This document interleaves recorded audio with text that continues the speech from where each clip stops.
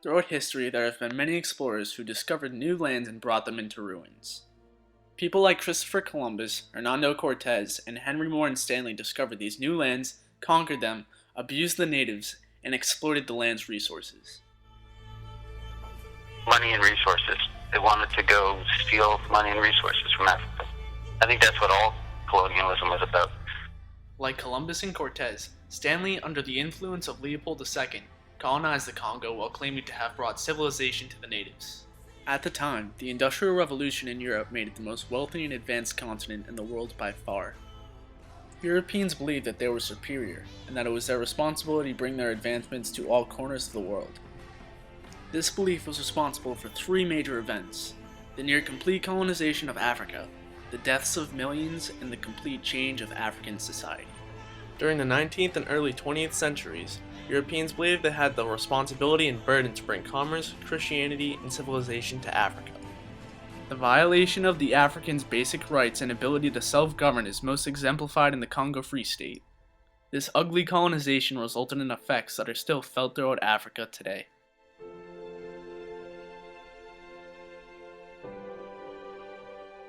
In the late 19th century, Europe was at the top of the world. In every continent, you could find the presence or influence of Europeans. However, one area that still remained uncolonized was sub-Saharan Africa. The only areas ruled by Europeans were a few colonies on the coast. There were multiple motives for European countries to imperialize Africa, including the harvesting of its natural resources to provide a market for European goods, expanding their empire, and spreading their social and cultural influences. Additionally, a few new developments allowed them to colonize the continent, including the mass production of quinine, which eliminated the threat of malaria. The Industrial Revolution allowed Europeans to create extremely far-spanning empires through the invention of steamers and telegrams, which allowed for contact between the motherland and the most distant colonies. All that was needed was a justification. This was brought forward by missionary David Livingstone. He was a British missionary and explorer who was one of the first Europeans to dig deep into the heart of Africa. Livingstone witnessed the horror of slavery in Africa, and he believed that Africans needed three things: Christianity, commerce, and civilization. He advocated that Africa would be colonized by Europeans, and believed that just a small amount of Europeans ruling the land would bring great prosperity for both Africa and Europe. Its impact is not so much in spreading Christianity, despite being initially a missionary, but in creating European interest. During Livingstone's adventure in Africa, it was believed that the missionary went missing. An explorer by the name of Henry Morton Stanley was sent on an expedition to find Livingstone. After a 999-day journey, he eventually found Livingstone, and this turned Stanley into an overnight celebrity. Stanley then went on an expedition through the Congo and published a book about his travels called Through the Dark Continent. This inspired the Belgian king Leopold II to hire Stanley to lead an expedition to further explore and colonize the Congo. Leopold II was an extremely ambitious man who hungered for an overseas empire.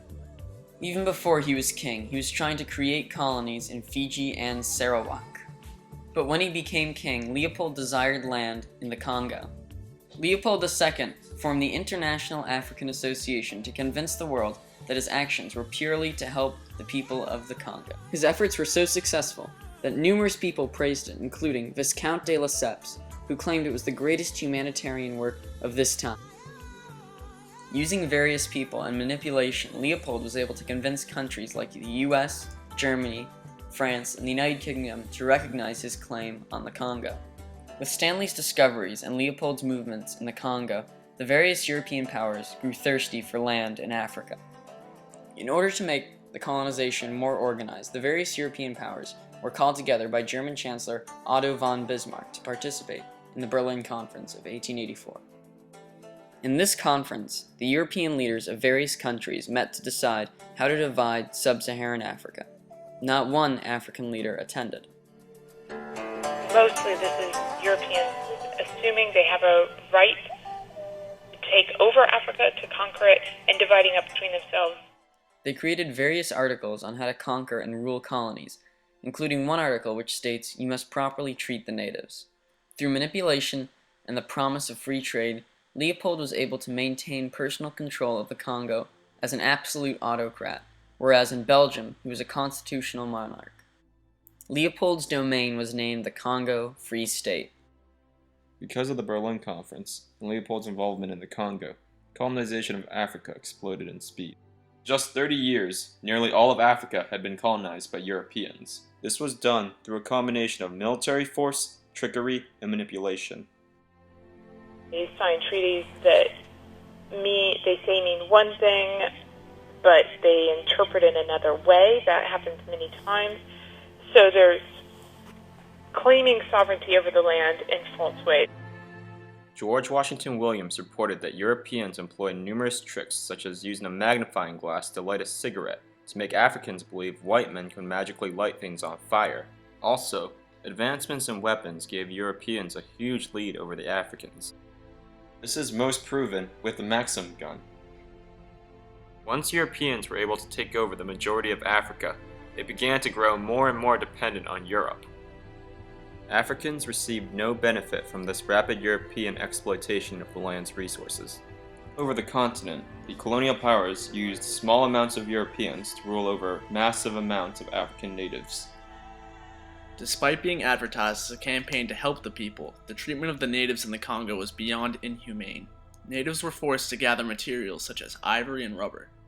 Failure to gather a sufficient amount of these materials could result in your hands being chopped off or your entire village slaughtered. Despite trying to keep the situation in the Congo a mystery, his atrocities were eventually revealed by reporters such as the British consul Roger Casement. Casement went to investigate the events taking place in the Congo Free State. He assembled his findings and published them in what is known as the Casement Report. In the report, Casement mentions the exceptionally cruel treatment and violation of the Congo people's basic human rights. These observations of the Congo Free State brought the state and Leopold into the public view for the first time. More and more people demanded change in the Congo, leading to the creation of the Congo Reform Association. This group included influential people such as Mark Twain and Joseph Conrad, who wrote a scathing book about the cruel events that took place in the Congo called The Heart of Darkness. In 1908, Leopold was forced to relinquish control of the Congo to the Belgian government. Before Leopold took control, the population of the Congo was estimated to be around 20 million. Although, after the end of Leopold's reign, there were around 8.5 million people remaining. After World War II, African countries began to win their independence. These countries were able to win their independence nearly as fast as they lost it. Africans were left with arbitrary borders, unstable governments, and a sense of dependency on the outside world. The new African leaders were rewarded for selling their country's resources to European powers, resulting in extreme corruption and numerous coups. Furthermore, Africa has yet to get over the colonization, and the world continues to regard it as a victim. This has fostered a sense of dependency for the continent. The borders of nearly every African country were created by Europeans. This means that numerous countries like Nigeria are landlocked and unable to take care of themselves, while larger countries like Nigeria suffer from serious ethnic rivalry. They weren't basing this on populations or states on the ground, but on boundaries and areas of rule, and they were still determining what those boundaries were up to 1914, but they were largely arbitrary. To this day, Africa is the poorest continent in the world, and its combined GDP is lower than Germany's. Additionally, the Europeans brought about Christianity, which is currently the second largest religion in Africa. The Europeans' belief that they had the right and the responsibility to improve Africa had extremely far-ranging consequences. Ambitious rulers such as Leopold II took advantage of this belief to take away the rights of the Africans and made it their responsibility to serve their colonial overlords. It was sold to the Belgian people, and it was sold to Europe as we're going to help the Congo, we're going to abolish slavery, and it was just exactly the opposite. By the early 1900s, the continent of Africa was mostly comprised of European colonies, with millions of Africans being either killed, displaced, or forced to work for the established governments. Africa will forever be scarred by this ugly colonization.